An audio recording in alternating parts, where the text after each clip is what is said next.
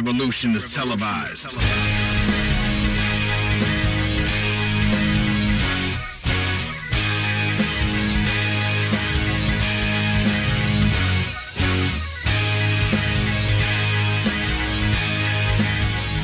Hello, ladies and gentlemen. Welcome back to the No Stipulations podcast, the podcast where we talk about one of our favorite things, that being professional wrestling. I am Brendan Smith, joined by my co-host, the lovely Logan Loving.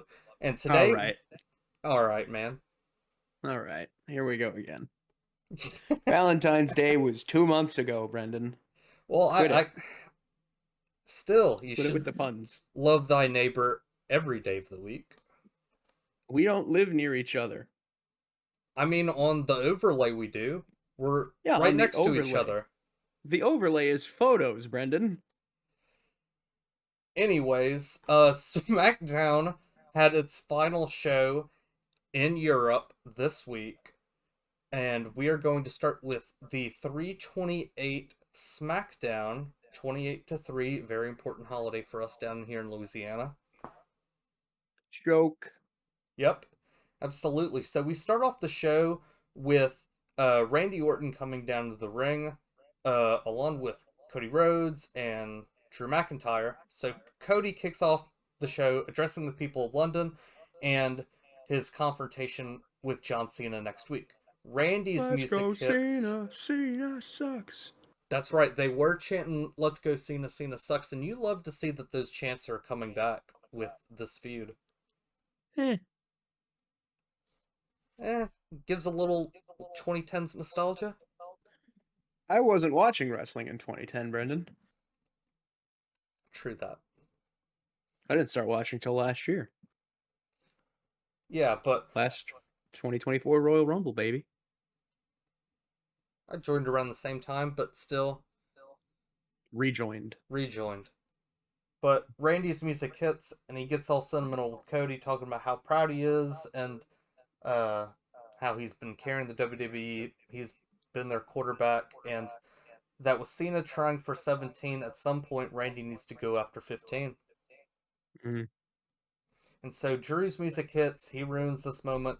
He says he deserves... Completely inexplicably, Drew just comes out of here. Yeah, and he says he deserves the title next, and he tells Randy that he really knows that his back is hanging by a string. And Cody gets Drew out of the ring, and we get a match between Drew and Randy later tonight. I think one of my favorite things about this segment was, of course, Drew is one of the best on the mic, in my opinion at least.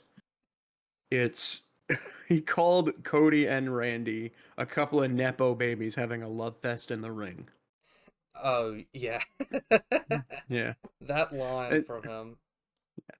Drew was, he was all over Randy for not earning a shot at the title. Get to the back of the line.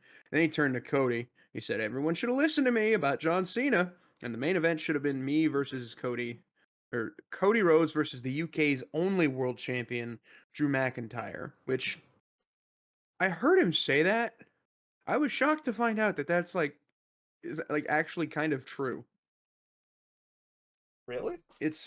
I think so. I think he was the first UK world champion in WWE. I don't know about WWF. Oh yeah, he was. He said that in the promo. Yeah. But then, yeah, we get a match between them later tonight. But after that, yes boy, we got a tag team title match between London's own Pretty Deadly and the reigning, defending WWE Tag Team Champions, the Street Profits. Of course, maybe just because I love the Yes Boys, but they've gotten so much better in the ring since they turned into it. Since they turned into this, I guess, not a new persona necessarily, but new perspective, I'll say. Yeah, since they've been getting more TV time, it seems like their characters have sort of kind of developed. I mean, you saw that they started as the cowardly heels that put the blame on the wrong tag team, and now they're standing up for themselves against DIY. For like the splittest of seconds, I thought that Pretty Deadly was going to pull this off. I did too. But They were in London. yeah, there was a blind tag to Dawkins. Prince got knocked out, but Kit broke it up. All four men were in the corner. Pretty Deadly nearly got the fall. The crowd went crazy as they counted that 1-2. But one guy goes out the ring. Elton Prince gets sent out, but it just sets up Kit Wilson to get hit by the Doomsday Blockbuster as the SmackDown Tag Team Champions, the Street Profits, retain. Up next, we have the formerly known Party Girls, Zelina Vega and the Secret Harvest, and Chelsea Green backstage. It appears that Zelina Vega isn't alone anymore, as she is seen talking to Caden Carter and Katana Chance in a backstage segment before being interrupted by Chelsea Green and the Secret Harvest. And it's so good to see Caden and Katana back on TV, because they're still really good wrestlers. Yeah, correct me if I'm wrong, but I think the last time they were on TV, they were actually teaming with Zelina, either that or with Lyra earlier this year, right? It was some match against PFC. Yeah, that's who I remember it was against. It was against PFC. And speaking of PFC, I remember on Twitter everyone was horrified. They were like, "Caden Katana, hi! Don't answer any phone calls. You're next." During the cuts. And I was really upset. I would have been really upset if they did get cut, because they're both really good wrestlers. Yeah, exactly. And again, you see a lot more of these underutilized wrestlers getting TV time as of recently. I remember there was like a couple weeks back to where Apollo and it was getting screen time with Baron Corbin. Yeah, is Apollo still here? I believe he is. He hasn't been used in a while. I couldn't remember if he was in the cuts or not. I don't think he was. He wasn't. I don't believe he was. Well, that's good, because he's a good wrestler too. Honestly, crucify me for this if you want. Bring back the Cruiserweight Classic. I did a little bit of watching of that while I was home alone last week, and man, it was great. Mm-hmm. I think it was Kenta Ibushi and Cedric Alexander who were tearing the house down the most. I remember Zack Sabre Jr. was in it as well. Oh, Zach. Oh, Zachy. Also, Akira was in it as well. Tozawa, the power of Tozawa. Yes, sir. But yes, bring it back. Maybe do something like the light middleweight classic or something. I don't think Cruiserweight Classic is like trademarked, so you could just bring back the Cruiserweight Classic itself. True. Speaking of, I mean, back to what you were talking about with TV time, I was watching a YouTube video essay by Super Eye Patch Wolf. Love that guy. You should definitely check this out. The Unreality of Wrestling. It was basically 2.5 hours of like decades-long storylines. Cody Rhodes finishing the story, Roman's fall and rise as the tribal chief. Dusty was mentioned plenty, which is what I'm going to get into. They talked about the Shield. They talked about a bunch of other storylines that all intertwined in the main event of WrestleMania 40. Definitely want to check that out. And if for anyone watching, you should check that out too. Yeah, Super Eye Patch Wolf is we will show that excellent channel YouTuber. right here. We will show that channel right here. There it is. Go check them out. Definitely worth it. He is a great YouTuber, great content creator, and I hope he sees this, because I love his wrestling stuff, even if it is like detrimental to his usual stuff, because he usually does video essays about like analog horror. But whenever he sometimes ventures out into wrestling. I think there's one on the solely the Bloodline, which is worth checking out too. Anyway, back to what I was talking about with this whole diatribe. Eye Patch Wolf was talking about Dusty Rhodes, who was talking about like the most valuable thing in wrestling is the rarest thing, TV time. You need to maximize your minutes and make it count. And I think you see that with guys like Karrion Kross, because Kross hasn't wrestled a match since August, but he's still there. He's still making an impact.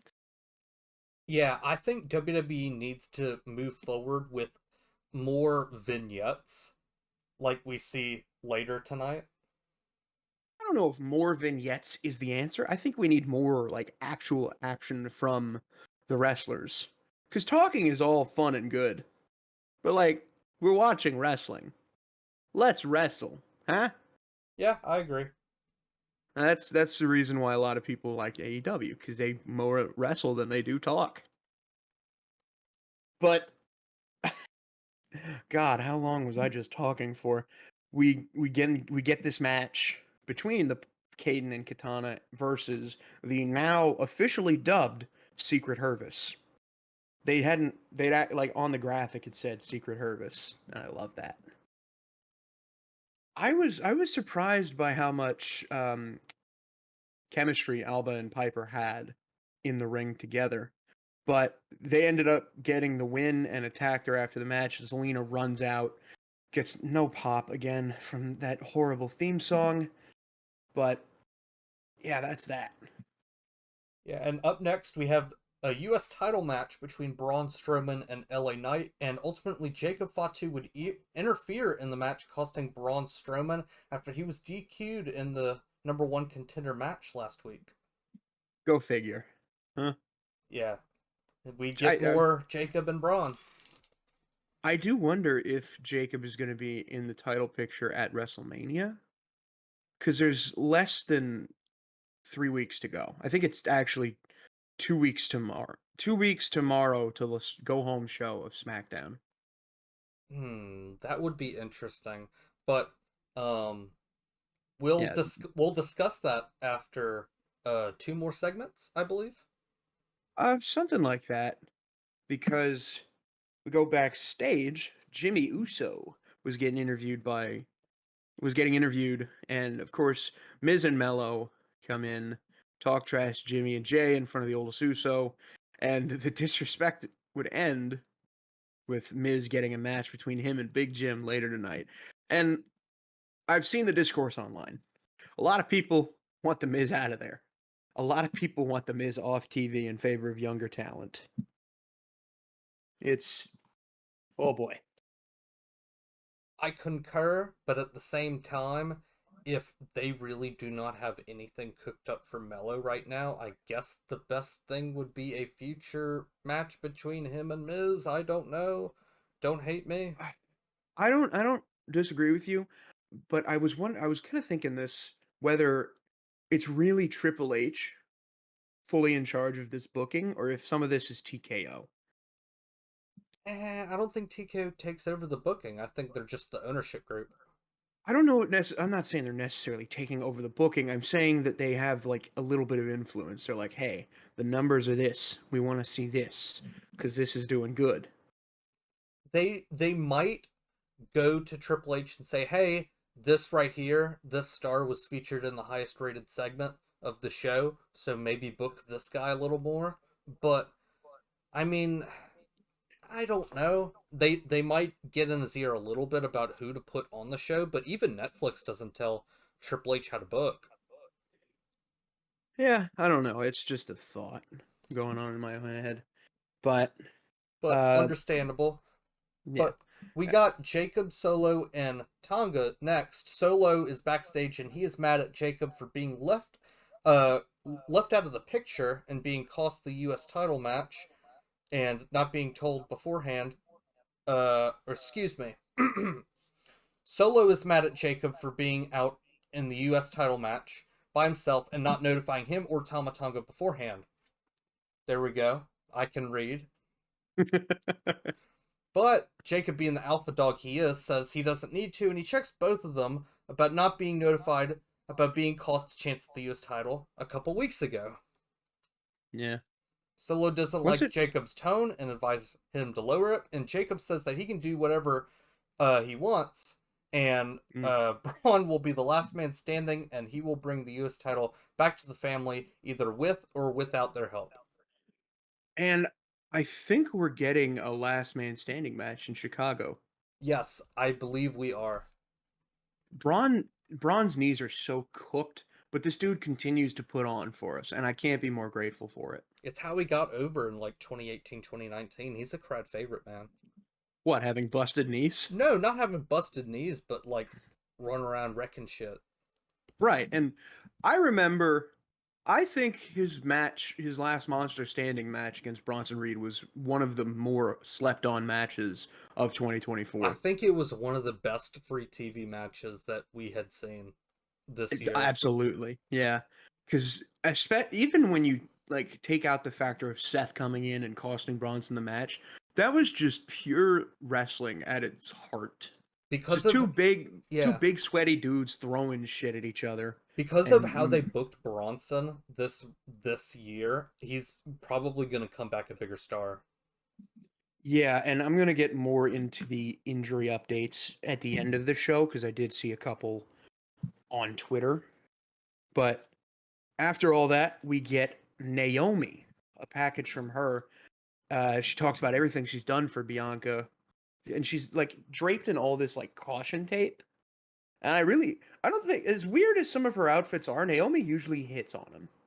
They work for her. I agree. A lot of her outfits seem to be hit or miss, but like whenever they have like a consistent theme or like they match with like her partner, like Bianca used to, Hmm. like they really hit.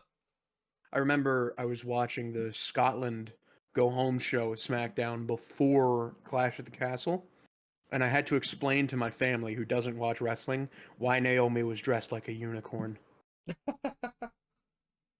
It's because I think it's Scotland's national animal is a unicorn. What is it? Might be. Yeah, Scotland's national animal is a unicorn. That's pretty cool. It is. But we Naomi is talking about her anger to Jade for coming out of nowhere to take her place as Bianca's friend, even though she's had Bianca's back from day one, and she's done being underappreciated. And she warns Jade to proceed with caution. Banger promo. Man, and really good acting too. Yeah, this Naomi is so like underrated all around. She She really is. is. She is that woman that you could put in the main event or the mid card, and fans will not bitch about at all. Hot take, she's the female Sheamus. That's actually a really good take. I agree with that. You can put her anywhere and she's gonna make it work. Yeah, you can put her in tag team, main event, mid card. It's Yeah, yeah, yeah. that's a good take, Logan. I just came up with that. That's really good. But up next, we got Jade backstage, and she sees the video from Naomi and she wants to get her hands on her as soon as possible. But which Nick Aldis is telling her that she's not in the building, and approaching Jade is Mishan and BFAB, who say they side with Jade and have her back. Be fab. Never get tired of seeing that girl on TV. She's fun. But after that, we get Michin versus Charlotte. And I really don't know why they're just feeding these women to Charlotte. What are we doing here? I don't know either, man. I don't know. We got according to the website I'm reading, we got another vignette with the "As I Am, You Will Be." I don't know. I think that was the Alistair Black tease, maybe. I don't know. Probably. But B-Fab was going down to the ring, but blindsided by Naomi in her caution tape outfit, lays out Michin, takes B-Fab out, sends her against the announce desk, beats her ass until Jade runs in and makes the save. And Naomi runs through the crowd as Jade helps B-Fab up, but then Charlotte's music hits. She comes down and tries to get a quick win with the big boot, but Michin actually kicks out. And I remember seeing the street fight between Chelsea and Michin, and I was like, this is her fourth chance at this thing. She's got to win, right? And then they introduced Alba Fire, and I was like, okay, well, now I know. I don't know what we're doing with Michin, because she's really good too. I don't know. There's so much going on in this company. There's so much talent that everybody can like complain about their favorites not getting the big moment. And of course I'm going to complain when my guys don't win. That's just like that's sports fandom 101, right? Yeah. But I don't know. I want to E- see her win something. Expect Money in the Bank for I guess this calendar year to be like a banger match for the women, all six Oh, involved. absolutely. Last year's Money in the Bank ladder match was the best match on that card. Yeah, despite the nasty bumps too. Well, I wouldn't say despite it. I'd say because of it. Well, yeah, that's what I meant to say. Yeah, in that match, it was Zoe Stark, Lyra Valkyria, Io Sky, Chelsea Green, Tiffany Stratton, and Naomi. Yeah, I think you got it. Yeah, all of them took some crazy bumps, but the two I remember the most, or three I remember Chelsea the and most, Zoe. Chelsea, of course, going through the table. Zoe, actually, two spots for Zoe. I remember she went for like the flip over the ropes and missed Lyra, hit her head on the back of the ladder, and I winced. I was like, oh my god. And then when Io had Zoe on top of the ladder, suplexed her, Zoe went straight up, and Io like folded in on herself. I am like the number one EO fan is Stretch because there's definitely some bigger fans than me. But every time she succeeds, if you've seen our TikTok, you know I'm a big EO Sky fan. I scream like a lunatic whenever she wins something. When she won that title, I jumped off my couch. And when Bianca called for the bell, we're gonna get into this later, but at the end of Raw, it was the most underwhelming possible way to do it, but I still screamed with joy that Io hadn't been stripped of her title. We all got our But faves, and maybe we make a video discussing that at some point. maybe so. But Michin fights like a warrior, but Charlotte wins off the figure eight. Yes, and next we have the woman that Charlotte is feuding with at Mania, Tiffany Stratton. Tiffany absolutely ate in this promo, and she essentially told Charlotte she has nothing to lose and everything to gain at Mania, even with her being the champion, because the reverse is true with Charlotte. If she loses to Charlotte, she loses to one of the greats, but if Charlotte loses to a flash in the pan rookie like herself, her quote, not mine, she has everything to lose, and she ends it with toodles. I love Tiffany. You know? This was the promo that I think WWE expected to get out of her in that interview segment, but Yeah. I think if they had stuck to the script, we would have gotten a good interview. But they threw her to the wolves in that interview segment. they did Tiffy with prep time, beats anybody. She's like Batman. Tiff man, Tiff woman. Um, I don't know. We're going to be discussing Tiffy with prep time moving forward. That's going to be a recurring bit of the show. Tiffy with prep time versus 2009 Randy Orton. Oh, Tiffy with prep time, 100%. Oh my god. Speaking of Randy Orton, next up we're talking about his match versus Drew McIntyre. Of course the crowd was chanting for him. They're just throwing fists, throwing at each other. Drew was going after Orton's back, trying to like compound the point of like, hey, your back sucks. I will break it. And one of these days, I want to see Drew come out in like a Bane mask. Ooh, that would be a killer. That would be Because a killer because entrance. he's already got those gauntlets, and he talks about breaking his opponents. So just to see him come out with like that muzzle, and he's like, "I will break you, I'll man. break you. You were simply born in the darkness." But no, it was I don't remember how exactly that line went, but it was he'd be born in the darkness. But match keeps going back and forth, heavy hands, this, that, these, and those. But Randy, I think, did he go for an RKO at some point in this match? I don't remember. He usually does. He was beating on Drew until Kevin Owens appears out of nowhere and distracts Randy long enough for Drew to hit a Claymore and get that 1, 2, 3. But Kevin's not done. He goes for a suplex. He puts Randy on the table, goes for the package pile driver, but Randy fights back and sends Kevin running like a bitch. Did they make this match official for Mania? They did. They did make Randy versus K official. Okay, because it was if it wasn't, it would be all but official at this point. Yeah. Jimmy Uso versus The Miz is next, and this match is just nothing out of the ordinary. Jimmy wins as expected, and after the match, Jimmy does a giant eat with the crowd, and you have to expect that him winning clean here was very important for what they do next with Jimmy, which we will talk about later. Yeah, definitely going to be interesting to see. Um, After that, it is made official. Well, actually, we saw backstage. I don't know if you've ever heard of Louis Capaldi before this, but his music's great. No, I have not. I'm gonna have to listen to some of his music. If you're in a sad mood, it's good. It'll make it worse, but it'll. After that, we get the segment, the teaser for officially Ray Phoenix. Yes, and they address him by name on commentary after. Yeah, and it's official that he's gonna, I believe, did they say make his debut or appear for the first time? Debut. So I'm assuming he's gonna have a match.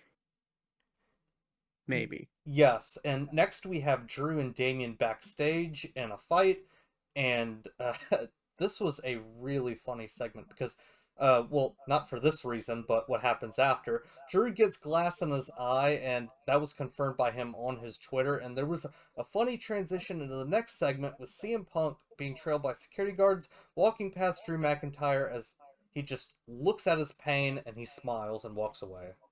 And obviously that was a reference to the whole Jungle Boy Jack Perry thing with AEW and the real glass. I think it was an But accidental reference. well, I think that yeah, that was going to be the plan, but yes, that was real glass. yeah.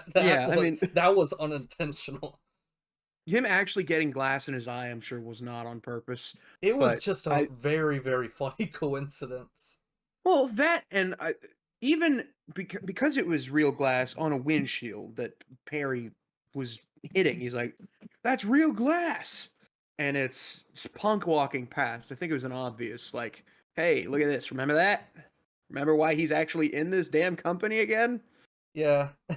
And it was funny to me, but so many people in the IWC are just going off with Take their a joke, man. tribalism. Take a joke, man. I saw a tweet that said, "Watching wrestling is fun until you got a bitch in your ear being tribalistic." That's a good I quote. You're gonna have to put that on a wall or something. Yeah, I love wrestling. You know, I definitely watch WWE the most because it's the first thing I was introduced to. But I'm not gonna like crap on any other companies like AEW, TNA. They exist, and in a perfect world, we could have like Forbidden Door with all of these guys. Yeah, I do the occasional dunk, but I don't like look to slander them all of my time on the internet. Right. And because there's some, like, I would kill to have Moxley, Roman, and Seth in a triple threat at a Forbidden Door. Yeah, that would kick ass. Yeah, absolutely, it would kick ass. Speaking of Roman, actually, good transition into this next segment. Contract signing for the triple threat that was announced last Friday. Roman comes out to the ring first, and the audience is singing his name just like they do Cody's. But then Seth's music hit, and Roman's face acting is always so funny to me. It He's is. so funny. But Seth talks with Roman about the Shield. 10 years ago, when they landed on top of the O2 in a helicopter, they put Undertaker through the announce desk. He's singing, he said, this is something that they used to do together. How they used to. There's a tweet, I think, that a Seth Rollins fan retweeted back in 2012, where Seth tweeted out that one day we're going to walk down that aisle in the main event, brother, and tear the house down. And that was like heartbreakingly beautiful in the context of kayfabe. But Roman signs a contract actually before Seth's music hits, and Roman says, "We died a long time ago. It's only been me," because he's the one who built this company up and even made it valuable to Netflix. But what has Seth done? Seth cuts him off. He says, "You let the biggest garden into the snake. You let the, excuse me, you let the biggest snake into the garden in CM Punk." You said, "Roman, I could have cut off his head, but now I'm forced to do what I always did and clean up your mess again." It makes me laugh because I do wonder if Seth is going to show up in Shield gear at Mania. That would be the biggest middle finger again, because he's done it twice. I think he did it at Royal Rumble 2022. Yeah, Royal Rumble Yeah, 22, 2022. and then last year in the main event of night 2, when everyone and their mother for some reason thought it was going to be Mox. That was that point to where like you totally suspended disbelief. That match was so good that it made Yeah, every fan absolutely. watching forget that John Moxley was in AEW. And even you could hear it in Corey Graves' voice. I remember he was like, "There's no way. After all this, even this could happen." And a lot of people give Corey Graves his crap for a bunch of various things. I'm not going to touch on any of it. But Punk comes out, his music hits I don't know if the mic even picked that up, but before he goes to sign the contract, I'm here to chew bubblegum and sign a contract, and I'm all out of bubblegum. Crowd goes to chant his name as Punk signs a contract, and he's actually reading it quickly, but Roman mocks him. He says, "Hurry up, figure it out." Tells Heyman, smarten him up, and Paul Heyman takes a mic, kneels down right next to Punk, his old friend, his old partner, and says, "What you're looking for, it's in there. You're closing the show. You get to live your dream, CM Punk. You are a WrestleMania main eventer." And of course, Punk gets teary-eyed because this is what he's been working for his whole life. Roman's laughing. Seth's pissed. Punk thanks some people, places in his past, but Roman says it should be me you're thanking. Punk does so and says, "Because of you, I will see you in the main event of WrestleMania." But that's not the favor I'm owed, as the show goes off air. Cinema. Absolutely incredible segment. And I think it gives a little credence to what the theory I told you about that my friend Andrew told me. I did confirm it was him who told me this, where the winner of that triple threat gets inserted into the match on night 2. I do wonder if that's how that works out.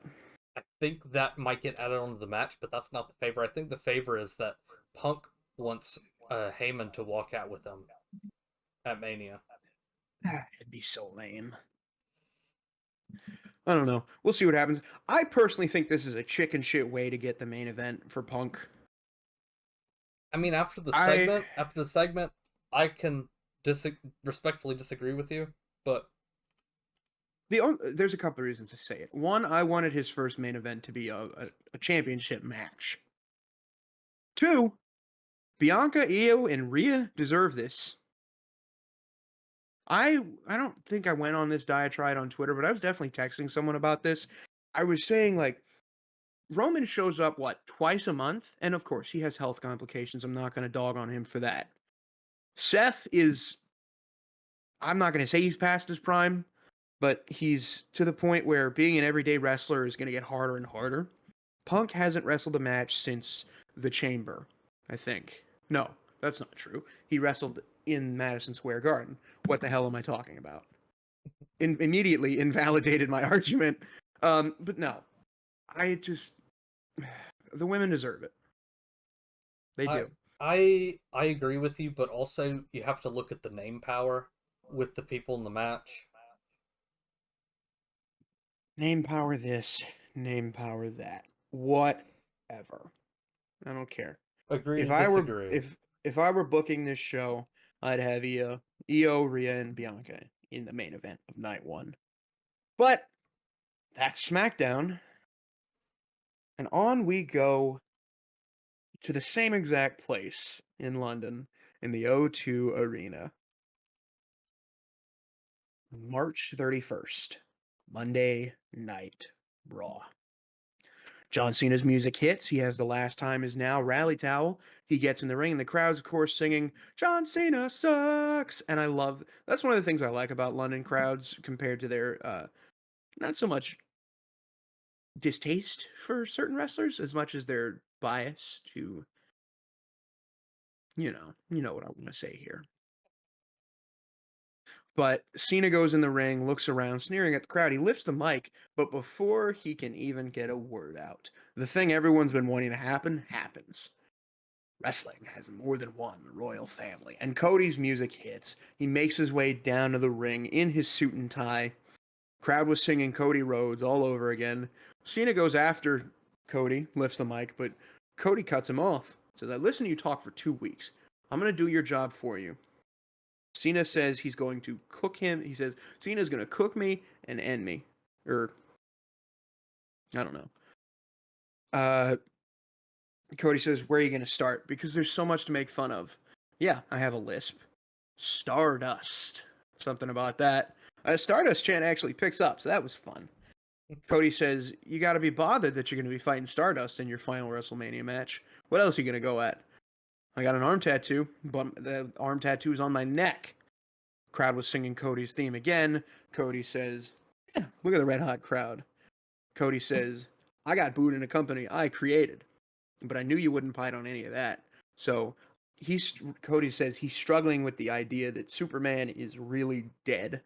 But Cena, ever the performer on the microphone, looks at Cody and he says, or actually Cody still talks, says, brings me to the next point. Your words haven't matched your actions. You think you've lied. I think you've lied to the audience for the last 2 weeks because I know why you cared about him at one point, and I know that you care about the crowd, and he wants you to really tell him why. This crowd's chanting, you sold out. John frowns. He says, I'm not going to reduce myself and punch down to your level. You've been protected long enough, and I'm also not going to cook you. I'm going to bury you, just like he buried everyone else. And they've been saying for years that John Cena buries talent, but Cena doesn't bury talent. Cena says, I am talent. I bury mediocrity. And then if you were looking on Twitter, you saw Wade Barrett tweet out a frustrated photo. It's like, oh no. Says, I don't care about your lisp or your failures because you've manipulated your way to the top of this business. Your ego outmatches your abilities, and all you've done is ride my coattails. Says, it's been great, WWE, to hand the heartbeat of this organization to his chauffeur. You're a slimy pickpocket who think you can run the kingdom because you stole a blueprint. That's your why. You with that title disgusts me. And yada yada, this, that, these, and those. Cody says, I'm not afraid to show who I really am. But blah blah blah. Cena says, you are a generic mix of every superstar that you've ever loved or TV show you've watched. You're a big confused blob. You're a 16-year-old kid taking acting lessons, but you're afraid of public speaking. And all this is to Cody getting back at him, calling him a whiny little bitch. But the show pretty much takes us to John flaming Cody a little bit. You're just like all the people. Your brain is filled with feces and not facts. And that was just the corniest thing I think I've ever heard. Said, you had to leave because you realized the Rhodes' best can't wipe my ass. Cena has made empires for billionaires, and all the Rhodes ever did was steal money from their kids. Says, see you at WrestleMania, champ. But Cody has one final sting. Says, I want to remind you that in all the time I've been here, never once has an audience chanted, you can't wrestle. And John turns around, gets back in the ring, fakes the square off. And as he turns around, he goes to swing, but Cody ducks, grabs him, gets him with the crossroads. And Cody's standing tall as he picks up his title and Cena's hat before throwing it at him and leaving. Holy crap. What a great segment. That's the segment everyone wanted out of these guys.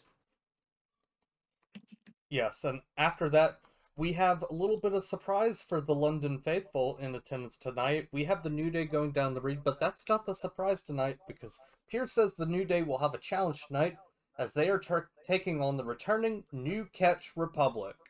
The big strong boy is back. Tyler Bate, I think this is his first match since July or June. I couldn't tell you. Man, I can't remember the last time he had a match. Maybe shortly WrestleMania after 40, maybe. That is possible, but I believe it was shortly after WrestleMania season.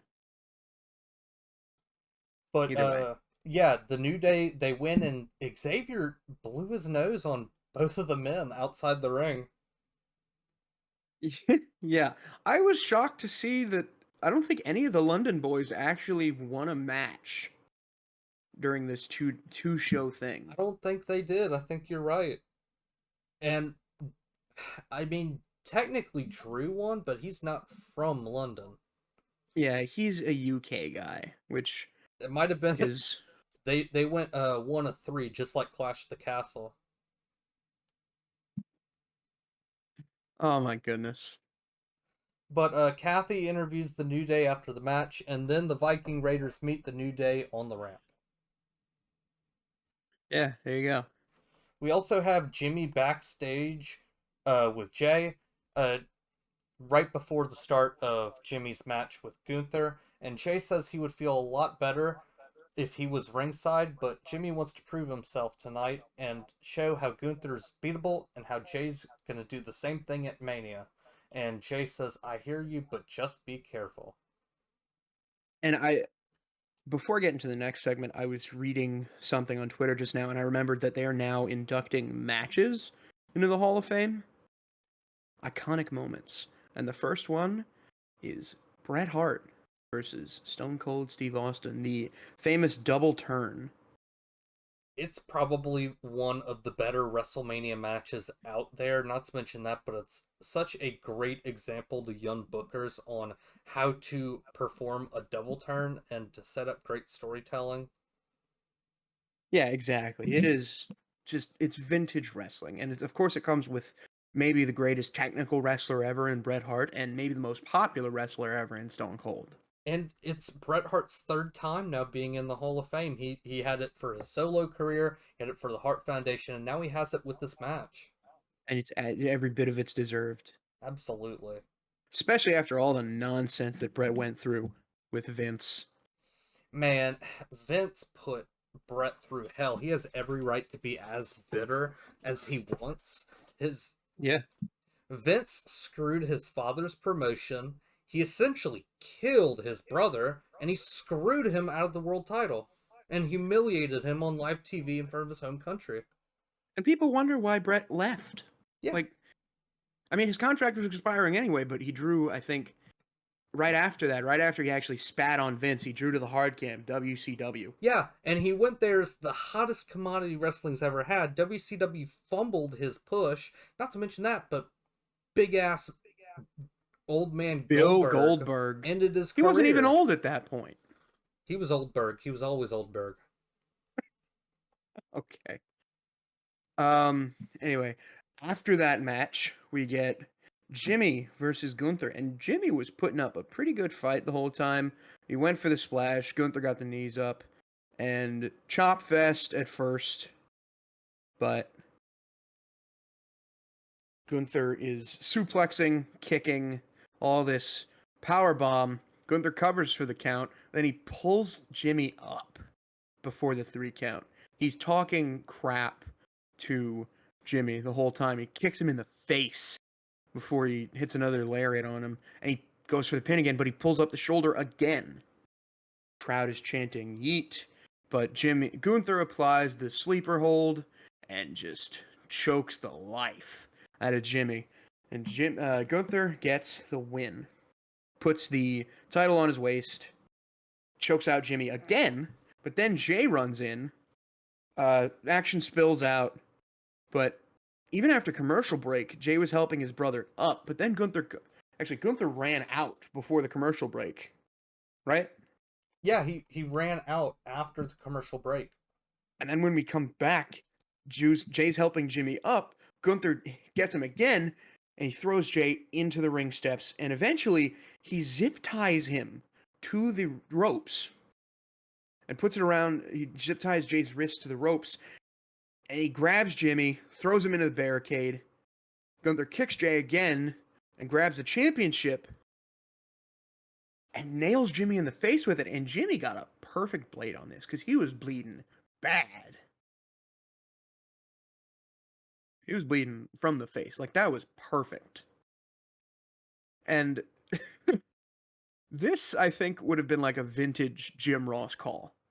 Because Gunther is like licking Jimmy's blood before spitting it at him. He chokes him out again as Jay watches helplessly from the corner. And Gunther's like, help him, help your brother, as he's drenched in Jimmy's blood.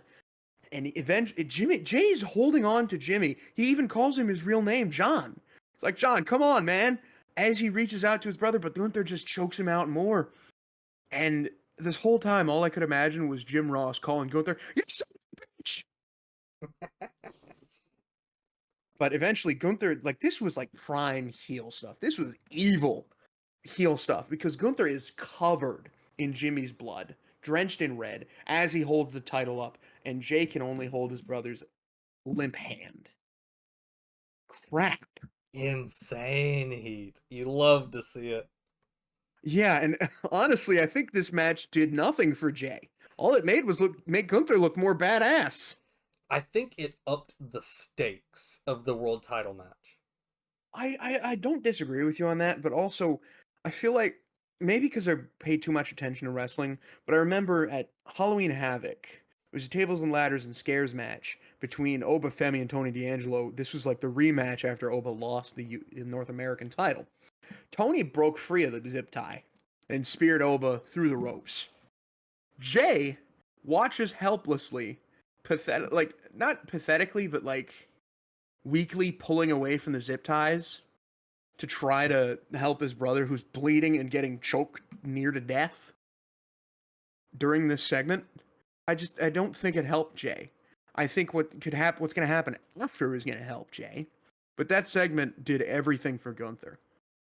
Either that or, hey, Sammy's back, everyone. Oh, God, Gunther, what are you doing? He just kills Sammy again.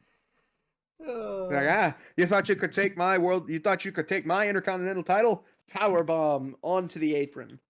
I honestly thought that Gunther was going to pile drive Jimmy during the segment. Dude, that would have been crazy.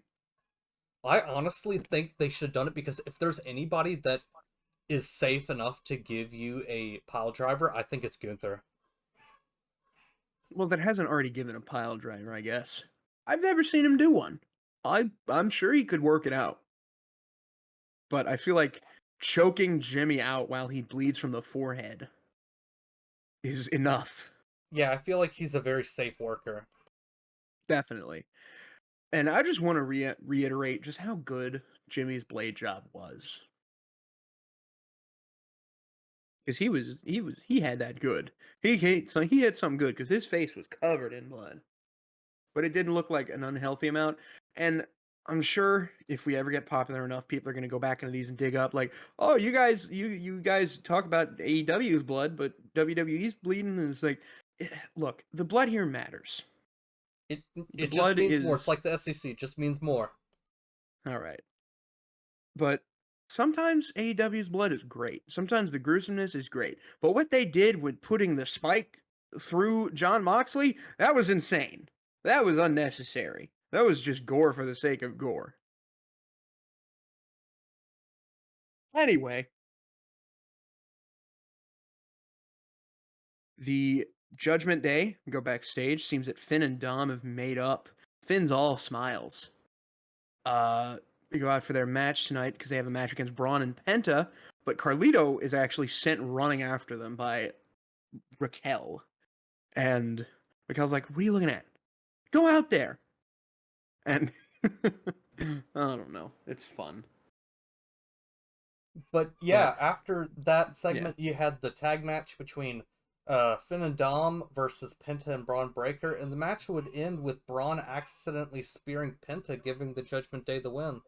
And Finn Balor gets a pinfall victory. How about that? That's very rare.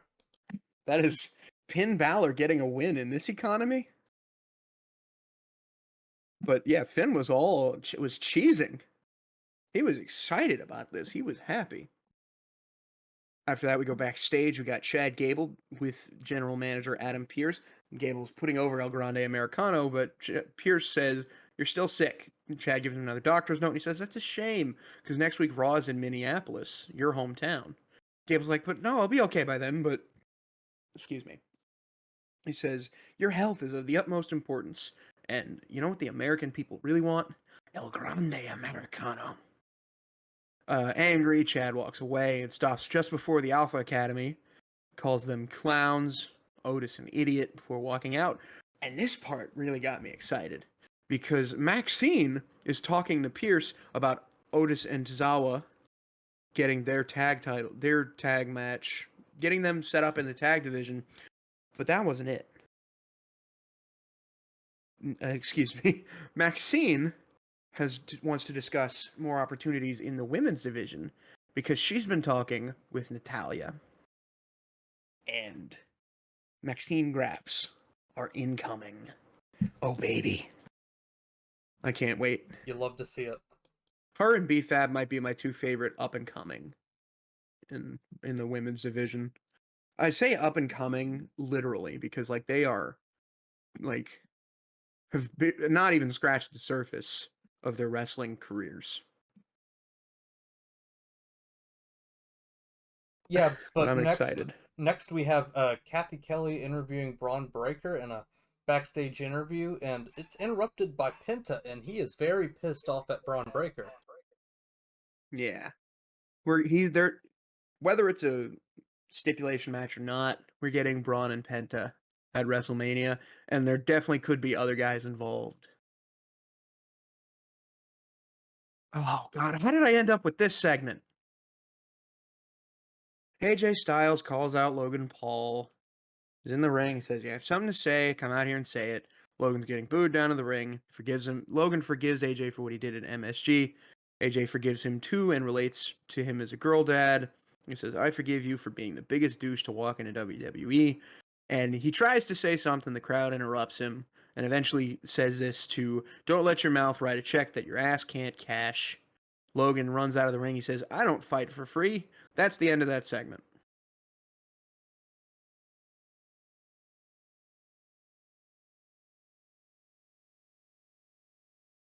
We're just going to have to stew in the reality that Logan Paul is going to be in a WrestleMania match with AJ Styles. Not excited about that.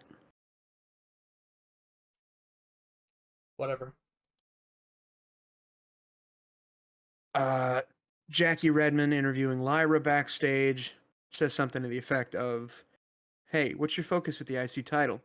Lyra says, "I need to make sure I can stand on my own 2 feet, and Bayley's always beat me, so I need to prove myself." We get this match next week with Becky, not Becky, I got Becky on the mind. Bayley versus Lyra next week for the Women's Intercontinental title. We also see next week Seth Rollins will be on Raw. Then we get the Judgment Day. Finn says, "Hey, I got the best of Braun for the second week. I'm gonna go talk to Adam Pearce about an IC title match." Liv catches his phrasing, and Dom's smiling and happy for Finn. But Liv says, kind of like the snake in the Garden of Eden, says, "Hey, you guys won that match." He said me, not we. Then she's gonna go talk to Adam Pearce after Finn, so Dom can get a title match. It's all coming together, man. It's all coming together. Fatal 4-way. Dominic, Finn, Penta, Braun. That's what I'm saying. I think Dom should win. Hell yeah. I don't think it's going to happen, though. I think Penta's going to win, pinning probably Finn. But this match is going to end with the Judgment Day, hopefully falling apart as it is. True. True. But Moving then we on. get our main event. Yeah, our main event, Rhea versus Io with Bianca as the guest referee. We get tons of Io Sky chants, which is surprising in London. Very surprising. And after getting battered and bruised throughout the match, Bianca's had enough and calls for a double DQ, ending the title match. I was so happy when that bell rang. Because my girl Io is still a champion, baby. That's one of your faves, huh? Oh, absolutely. I can't really point and say, oh, that right there's my favorite in the women's division quite yet. I'm sure I definitely have favorites like Zelina. She's definitely Yeah. up there. But I don't know if I'd say Io is my definitive favorite.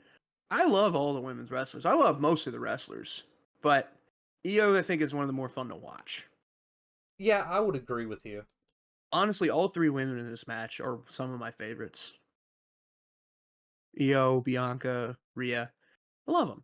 Love Liv. I love Alexa, Nia, Candice, even Tiffany. Not so much Charlotte, but I gotta respect her for what she's done. Yeah, you name a woman in that division, I'm probably a fan of hers. Yeah, for sure. And the match would, or the show would end with Rhea wreaking havoc on both the women and holding up the women's title. I can only imagine Bianca's gonna walk out as champion. That's what I think. They got really good stories for her as soon as WrestleMania is finished. But at the same time, you can say that you don't need the title for those stories. You definitely don't, but Rhea, I think, a lot of people have called her Rhea Hogan over the years, and I don't think she has very much creative influence. I think Triple H just really loves her. I think that all of this is probably going to lead to her losing the match, maybe even taking the pin. But she's in the sense that Charlotte is nothing without the title. It feels like that might be the direction we're heading with Rhea's character. Maybe. I would agree with you. I think Rhea Ripley as a human being, Demi, her real name, probably not supposed to say that out loud, but she is so talented all around that she herself does not need the title. We just need creative to give her something. Hopefully they're cooking something up. Maybe after Mania you give Rhea a little bit of a break and you let creative do some thinking. That's very possible. But after that, we go back to Orlando, back across the pond. NXT, April 1st. And god damn it, we start off the show with the women's double champion, Stephanie Vicaire. And I think she might be my favorite wrestler in the women's division of all WWE. Just because she's awesome, you know? And for as much gripe as I gave, I'm going to talk about this first. Ava was in the ring with La Primera, and she said, after what Stephanie did last week, given the depth of the women's division, Ava says it's not fair to let her do this alone, so they both came to the agreement that Stephanie will relinquish her women's North American title. And look, I get it. I really understand. I made this point that it was probably not right for her to win both titles. I don't disagree with this move, but also to have her win the title and then just give up the other one? What are we doing here? I think you were right about the theory that Julia was hurt I do because too, because we still haven't heard there's from no her. reason why she would relinquish it. Yeah. I get it, but I feel like there was a better way to go about this than her winning the NXT women's title. Be like, this one's not as important. You guys, you can have it. I put in all caps here under this. No! You could have done it, but at the same time, what you could have done is this. If Jordan was a heel, she could have costed Stephanie the North American title against Fallon Henley. Yeah, But and I saw a lot of people that were like, oh, if she was going to drop the title, why not just lose it to Fallon? But also, no discredit to Fallon Henley or the person behind Fallon Henley.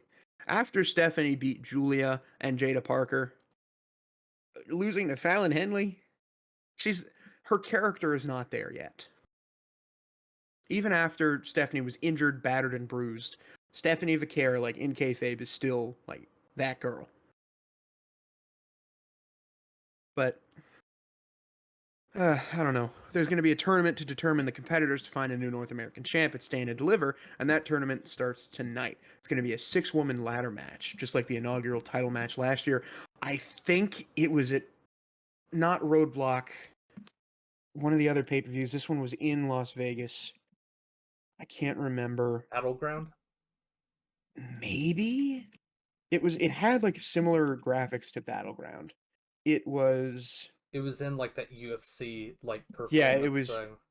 it was in Battleground where Kalani Jordan became the inaugural women's North American champion. And Steph's in the ring. She's like, I understand this isn't a popular decision, but NXT's given me opportunities, and I want to do the same for everyone else and push the women's division. And tonight, Stephanie's going to give up the title under one condition. She gets to pick who she wants to face at Stand and Deliver, and I love that. Because in NXT, they don't have like the Royal Rumble. They don't have the Elimination Chamber to determine who's going to compete for what. So to have the champion be like, okay, I'll give this up, but I get to pick who I want to fight. And of course, after she says that, a couple people come out and make their case. First, it's Jordan Grace. Then it's Jada Parker. She says, if I beat Stephanie, I'd have the NXT title around my waist tonight. Jordan says, hey, you called your shot, you fumbled, and you haven't won a single title yet. And Stephanie just says, you look like you need to work this out. And then they start fighting. Jordan Grace threw a guy out of the ring. I popped whenever I saw this. That security guard is actually former Syracuse Saint/Dolphin safety, Trill Williams, now Trill London. Okay, I told this to my father who was watching it next to me, who also popped for it. Like, okay, that security guard, he's got a future. Yeah, he was actually, there was like a big wave of copyright claims for names. Osiris Griffin was among them, member of the Dark State, along with Trill London, who was the security guard who tweeted that out. And I think it was Jordan Grace's partner. Why am I coming up empty on his name?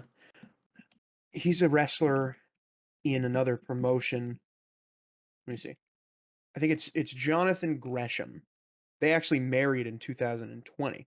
He works on the independent circuit, used to be a member of AEW, but yeah, he and Jordan are together. He tweeted out, he said, "All right, let me just take out the trash. Take out the trash then." Jordan Grace is great. I don't think I've ever seen that spot before from a woman. Maybe China, Maybe, way but back in the day. that was a crazy spot. Yeah, She I think launched him. I got another favorite, my friend. We talk about Yeah. our faves. I think I just found my faves.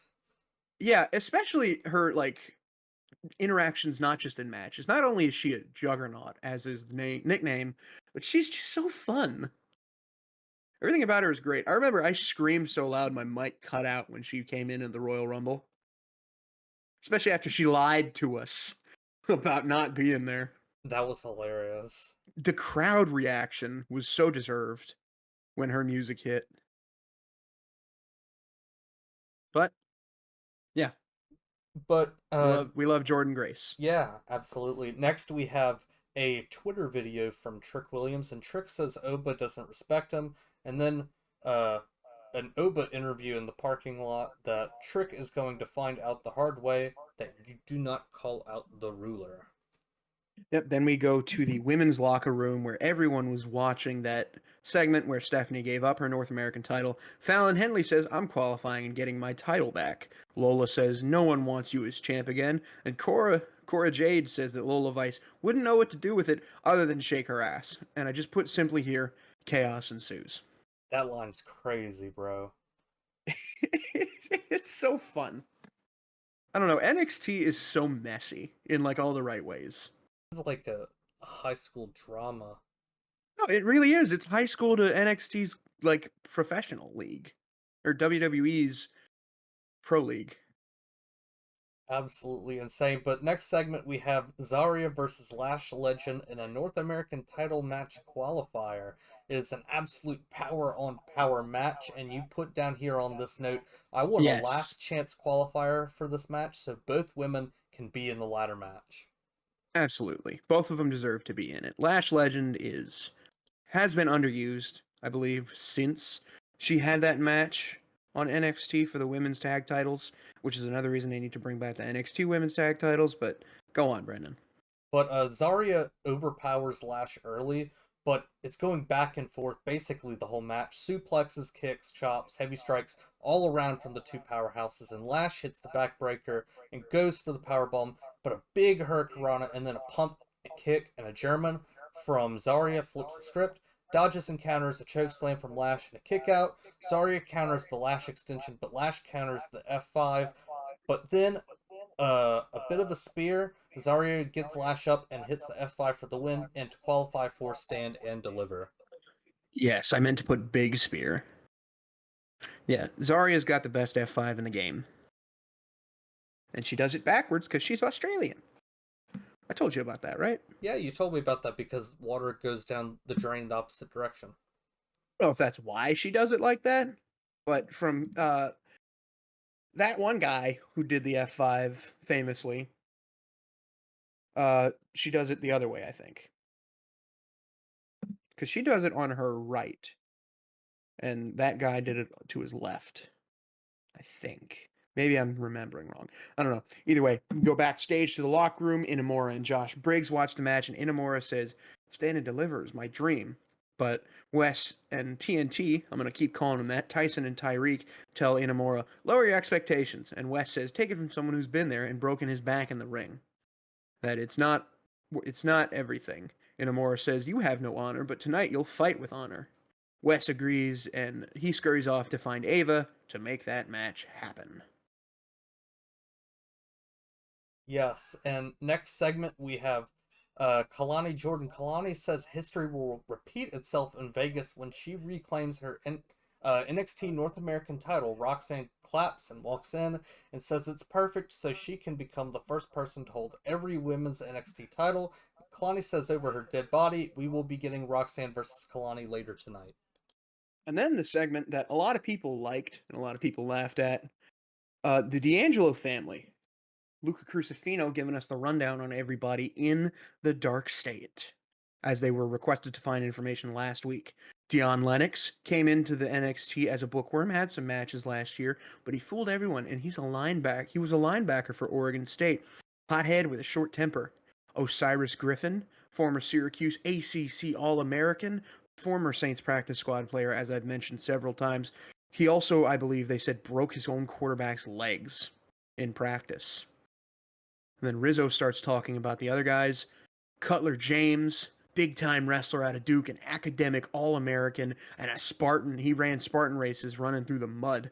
Tony says, all right, he's a wannabe John Wick. And he turns to Stax, who has the rundown on the man himself, Saquon Sugars. Big, slick city kid who turned down an offer from Harvard, and no one knows why.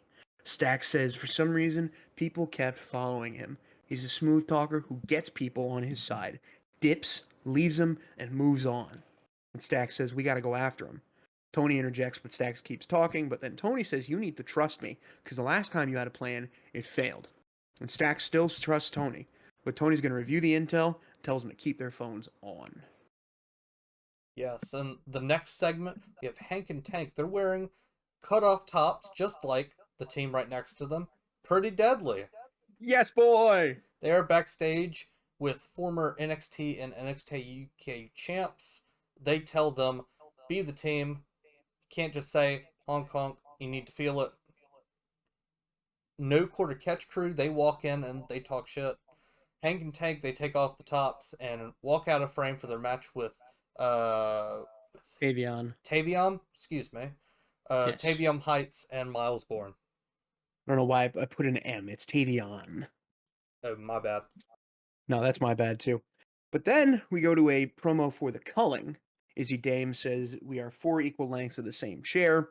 Sean says, I don't want to cliche, but you know how much I value you and your skills, and their skills will be used tonight to vanquish Ricky Saints. We have Hank and Tank versus No Quarter Catch Crew. Both of these teams are really, really good. We talk about this talk with the women's division for so many obvious and deserving reasons, but the men's tag division is a highlight that the men's singles division is really lacking at this point. Wouldn't you agree? Yeah, I definitely would agree. The men's division is very top heavy. I think it's definitely improved with some of the recent acquisitions, such as your boy, but I think they're still missing like that second guy. And Trick could very well become that second guy, but he's still got a little bit of work to do.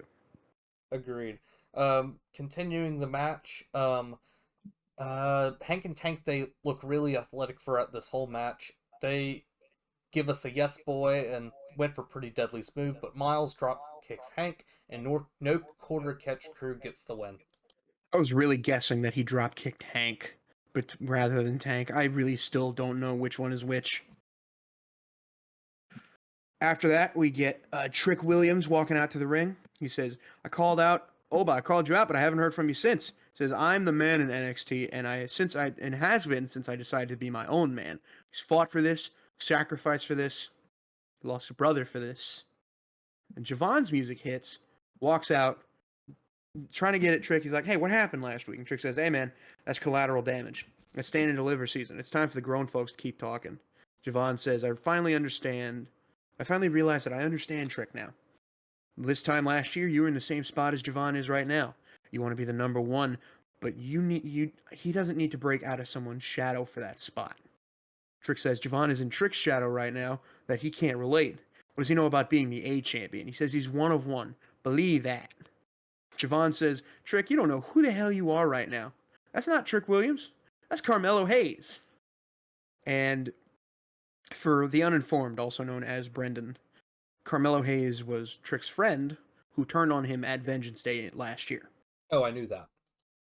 Oh, did you? I found out about that. Now I just sound like a jackass. No, don't Either worry way, about it. Trick doesn't like that. Javon says, I've done something that no one's done, and that's drop Oba Femi. But we're going to ignore Oba losing to Tony D'Angelo twice. Guess who comes out next? Bam, bam. Whoo, bam, bam. Yeah, so on. Oba says, Javon, you should say it to my face. That was a lucky shot. Javon says, I almost changed history by nearly beating Oba at deadline. If you remember the cutter that Javon hit on Oba as the clock expired in the not the Iron Man match, the Iron Survivor match, where Javon missed out by like 2 seconds on tying Oba for the most falls in that match. And Javon has had a rocket strapped to him since he got to NXT, and I love that for him. As a matter of fact, Javon says, I'll jump you again to become NXT champ in Vegas. Trick says, better luck next year. Oba says, shut up. Javon, you're a small boy with big dreams, and your success will not be at the expense of the ruler. The now belongs to Oba Femi. Trick says, hey, you and me at Stand and Deliver. He tells Javon to scram. Oba says something to the effect of, that's not my problem.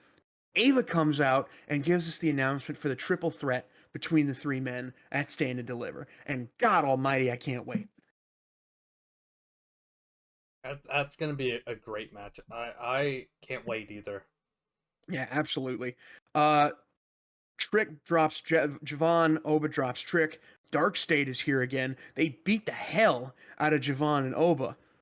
But then the moment that a lot of people were wondering if it would happen, Trick steps into the ring in the middle of these four guys. And he's staring at them. They haven't attacked him yet. Could he have been the leader? But then they get him too.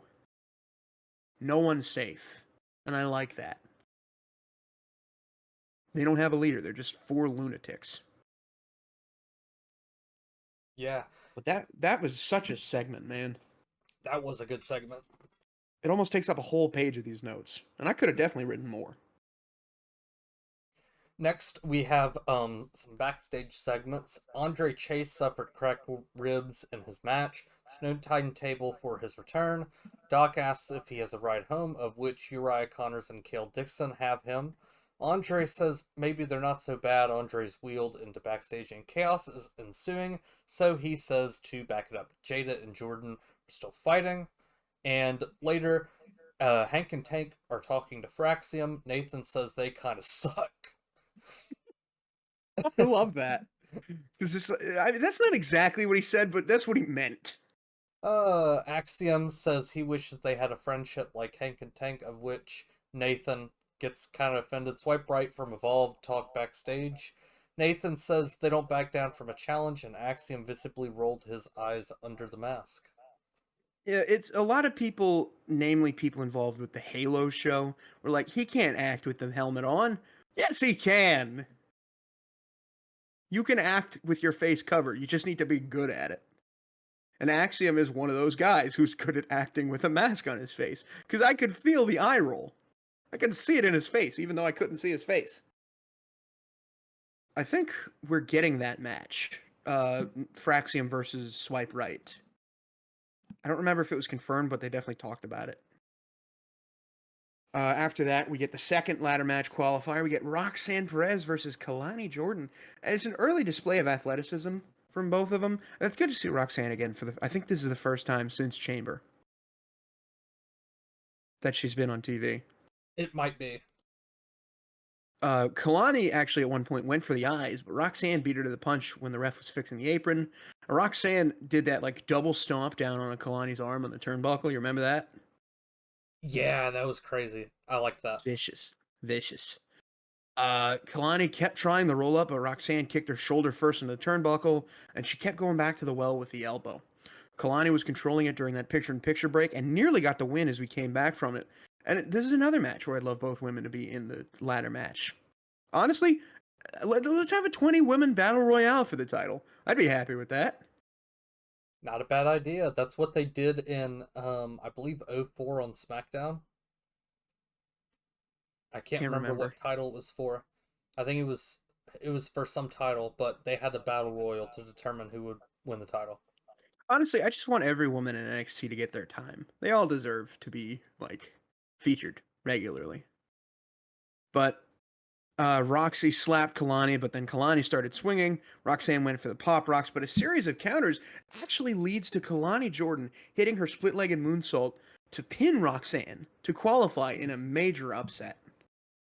Vic Joseph really sold the moment on commentary too. And this is a bit of a fall from grace, I'm not gonna lie. I'm sure it's Roxanne's gonna be fine. I'm sure She she was will, but it just the she was fact that they dropped the right. whole Bailey storyline. Yeah, that I do wonder if that had anything to do with Becky not being back in time for Mania. I don't know. I don't know. It's just a whole thing. We'll see what happens. I'm sure Roxanne's gonna be fine. She was queen of the coop in NXT for a long time. Deservedly so. Yeah, and next we have the GMs who are backstage in Ava's office. Stevie Turner is the new GM of Evolve and is struggling to manage Swipe Right. Rob Stone is back after the Dark State attack, and Ava says she's over it. Six-man tag next week versus Oba, Javon, and Trick, and the Dark State. Holy crap. Absolute banger of a match. We're getting on free TV. Yeah, absolutely. Then we go. I'm going to take this one so you can get later, Brendan. Sarah Schreiber was interviewing Ricky, and Ricky says, Sean blindsiding me only lit a fire under me. He says, Sean's worried about the future, but you're looking at him. You took a long time to taste glory, but Ricky's going to date Destiny tonight when he becomes the new NXT North American champion. Mm. Dude's got it. He's got the He fire. does. Now that you've seen enough of him, what are your thoughts on Ricky Saints?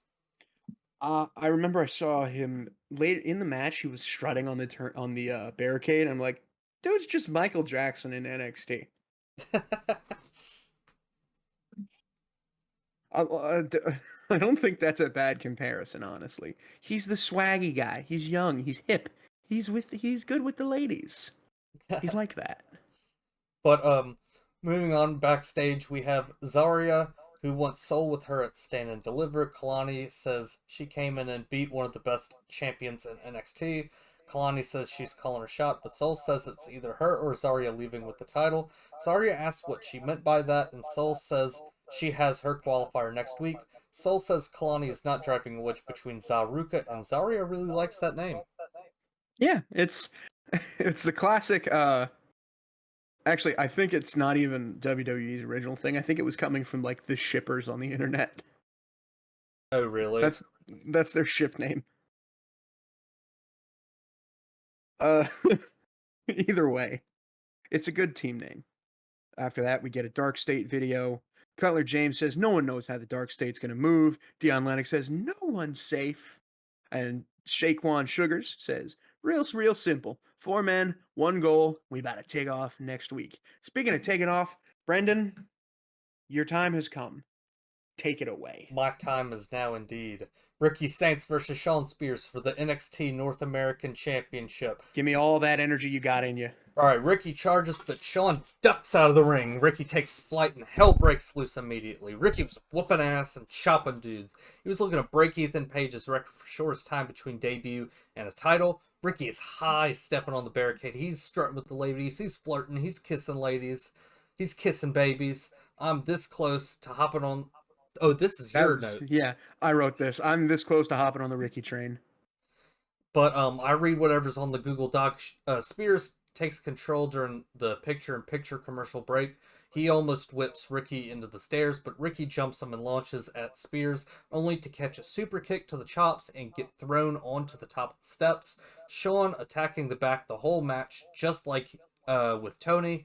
Ricky with a big jackhammer off the top rope, but the back left him unable to capitalize.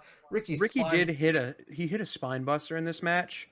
And honestly, I wrote this down. I think it looks just like Arn Anderson's. Yeah, yeah, I saw a clip of Arn Anderson given a spine buster today, and I have to agree. It's the catch and swing. Yeah, whereas exactly. Someone like Batista just like straight up and down. And it's one of the best in the business too. Arn's has the best in the business. I'm Yeah, going to that's what say I'm that saying. definitively. So Ricky, it's that he moves with it. He takes their momentum. It's like judo. Catch, swing, plant. And Arn Anderson was in AEW with him, right? I think so, yeah. Yeah, so that's probably where he learned it from. That would make sense. But Nico Vance causes a distraction. Izzy tosses in the title, and this is where I kind of was like, oh, well, here it goes. Ricky gets nailed in the face, but he kicks out at 2.5. This is where I was like, oh my god, it could happen. There But you go, man. Sean tells Ricky, you made me do this, and he goes for the C4. Ricky counters with his own C4. Ricky wipes out Vance and Jensen. Spears calling Ricky into the ring and gets drilled with a spear. Ricky hits Rochambeau for the 1, 2, 3, and new NXT North American champion. Holy crap. You love to see it. More specifically, I love to see it. No, I love to see it too. But as Ricky's music plays and the hypothetical confetti falls, Ethan Page hits the twisted grin and drops Ricky standing tall as the crowd chants, Tony fumbled, and the show goes off air. Oh my god, this was a lot, dude. There was so much going on in this episode. It was probably one of the better episodes of NXT I've watched so far in my watching tenure. Yeah, how much did that have to do with Ricky winning? Probably all of it, to be frank. But the Roxanne Kalani match was very good. And yeah. the Dark State shenanigans and match announcement. The triple threat for Stand and Deliver. Not to mention NXT, that, but teasing Ethan v. Ricky at Stand and Deliver. Yeah. That match is going to be great. This whole, I don't think, and it's hard for NXT to have a bad episode. Honestly. It's not like the main roster wherein like they got to do this twice a week, maybe more sometimes, where they have to put together entire shows and there's this giant roster with so many people to fill. And I'm not saying it's that the main roster usually fumbles, but NXT I think is way more consistently great. Yeah, absolutely. Do you want to go through some of our other talking points, Logan? Yes, these are the talking points I usually put in when I find them. First off, Rusev has officially signed back with WWE, also known as Miro from AEW. Welcome back, Rusev. We are happy to have you back. You and Lana can take a seat right over there. Not in catering. You will be back as soon as possible. Speaking of back as soon as possible, Evolve. A new Evolve pay-per-view has been heavily discussed. I did not hear that news. Yeah, it's been going around. I think it was WrestleOps and WrestleVotes who were talking about it the most. Those are two of some of the more trustworthy sources I've noticed in the internet wrestling community. Yeah, speaking of trustworthy sources, I got these from both of them. Ilya Dragunov expected back sometime in September from his injury. That's good time, especially with a torn ACL. I think so. Also, Tonga Loa expected sometime around June. Then Asuka is expected back in May, sometime after Backlash. She, I think, also had an ACL, but she's also like 42. So it makes more sense that she's taken about a year. You think her she possibly gets involved in that triple threat match at WrestleMania? Yeah. No. You don't think so? She's not expected back until after Backlash. Well, yeah. Let's say I don't want to push people's recovery time, especially with Asuka being 42. But let's just say I would not be surprised if she comes back at Mania. I wouldn't be surprised to see her at Mania.